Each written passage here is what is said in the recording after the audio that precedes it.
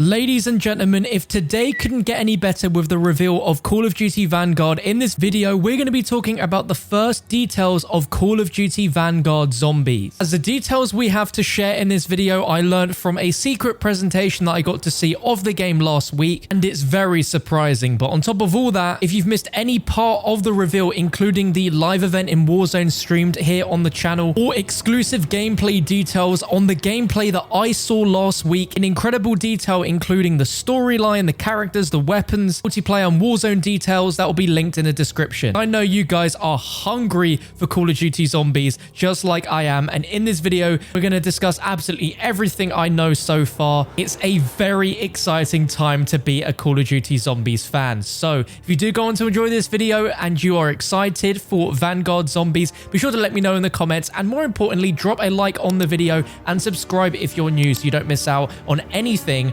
up to Vanguard's release. But diving straight in, one of the biggest parts about Vanguard Zombies that you need to know straight away is that Treyarch themselves are leading development on zombies this year in Call of Duty Vanguard. For anyone that was a fan of World War II Zombies in 2017, I'm sorry to tell you, it is not coming back. This is the first time in Call of Duty franchise history that a Treyarch Zombies mode is going to be developed outside of a Treyarch Call of Duty game, which is honestly the best scenario that Call of Duty Zombies could ever have. We've seen many zombies modes over the years from the different studios like Infinity Ward and Sledgehammer Games, where they try and create their own zombies mode, and it's never quite as popular as that classic Treyarch Zombies DNA. And so no longer are they going to be trying to make their own unique take on zombies, and instead Treyarch are going to be leading development fully on zombies mode, which is a scenario that I don't think any of us could have ever imagined happening, but it is officially happening with Vanguard,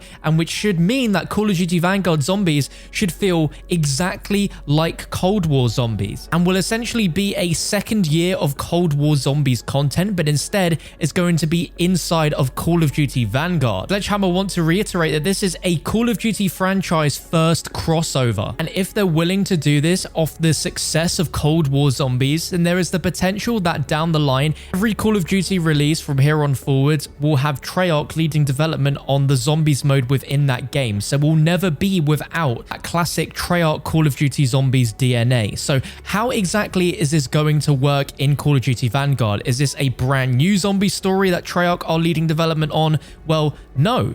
This is actually going to be telling the prologue of the Black Ops Cold War zombie story. We know from Modern Warfare and Black Ops Cold War and Call of Duty Vanguard that all these universes are going to be connected. And with Call of Duty Zombies, that is no different. So rather than getting a continuation to the cliffhanger we'll get at the end of the Cold War zombie season, this is going to be telling the prologue that leads up to the events that start Black Ops Cold War with D Machine. If you're unaware of the story behind that map, D Machine takes place in an abandoned German research facility for a particle colliding experiment responsible for opening a rift into the dark ether known as Project End Station. Now, we learn a lot about Project End Station during this map, but the origins of the story surrounding Project End Station first began in 1943 during the Second World War, involving characters such as Dr. Kurt Deibner, who is a real-life German nuclear physicist who's well known for directing and administering the German Nuclear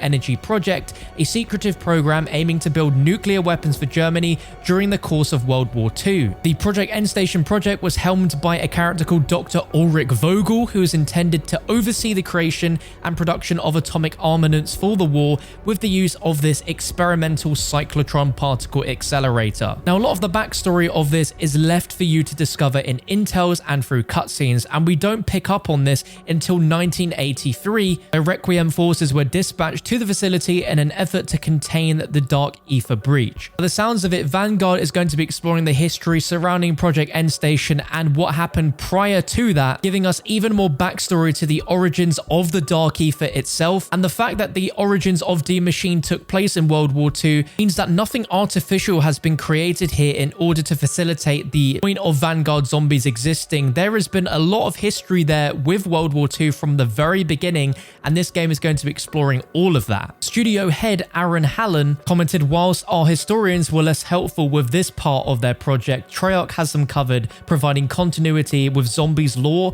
while innovating on core gameplay, and said they can't wait to share more on Zombies. So what exactly does core gameplay mean? Well, if we look at Cold War Zombies and how that radically changed the core gameplay of Zombies, introduced several systems such as the loadout system, weapon tiers, craftable score streaks, armor and salvage system, completely new game modes like Outbreak. Sounds like everything we've come to know and enjoy about the systems in Cold War Zombies are going to be returning in Vanguard with some innovations. I think one of the main things you need to realize with Vanguard is that it's on the Modern Warfare engine, which is highly superior to the Cold War engine, meaning that Zombies is going to look and feel a lot more realistic than Cold War Zombies was able to do. Round-based maps should be a lot bigger, they should be a lot more detailed, and overall have a more realistic feel to them. And when discussing all of the innovations that Treyarch made with Zombies with Cold War, we can't ignore discussing the potential of Outbreak returning in Vanguard Zombies. There is no doubt in my mind that we will see round-based maps return as well as Outbreak, since it was such a success. Treyarch on record stating that the amount of players playing Outbreak from launch was the highest amount of players ever seen in the Zombies mode. Long term, I can see a mode like Outbreak getting better and better as the years go on to allow them to really flesh it out into a distinct part of the Call of Duty Zombies DNA. But as for locations for round-based maps and Outbreak, I reckon we could go right back into the origins of what made Zombies so great back in World at War, with those really strange World War II facilities and focus on conspiracies. And with the origins of Deep Machine, it sounds like they are going to be tapping into real-life history here. As for locations, we simply just don't know at this point. It is too early. But we saw with Cold War Zombies, it released with a extreme reimagining of Nakda and Totem, where that wasn't even really the focus on the map. And if they really wanted to, they could focus in on some other nostalgic maps in the history of Call of Duty Zombies, but completely reimagine them. You know, there was talks about Kino de Toten during Cold War Zombies this year, Uruk, and even Derice. Perfect locations to hone in on those nostalgia strings to get people in, while also retelling a new story with those locations in the Dark Ether storyline. The possibilities are truly endless when the Dark Ether is concerned. Just like Black Ops Cold War set the stage in terms of DLC and cross-play, cross-progression, all of the things we've gotten used to with Modern Warfare and Cold War will return, such as a full set of DLC maps for free, as well as cross-play, cross-progression, and Zombies content releasing on all platforms at the same time. Though, if we look at Cold War on PlayStation, it does have the exclusive Onslaught mode. We don't know as of yet if there's going to be another Zombies mode exclusive to PlayStation in Vanguard Zombies like Onslaught, but only time will tell. But that's all we know so far, ladies and gentlemen. But I don't think it's going to be soon before long before we're fast approaching to actually hearing more about Zombies officially very, very soon. So I'll keep you guys up to date on that. But if you're excited by this, let me know down below, drop a like rating and subscribe, and I'll catch you next time.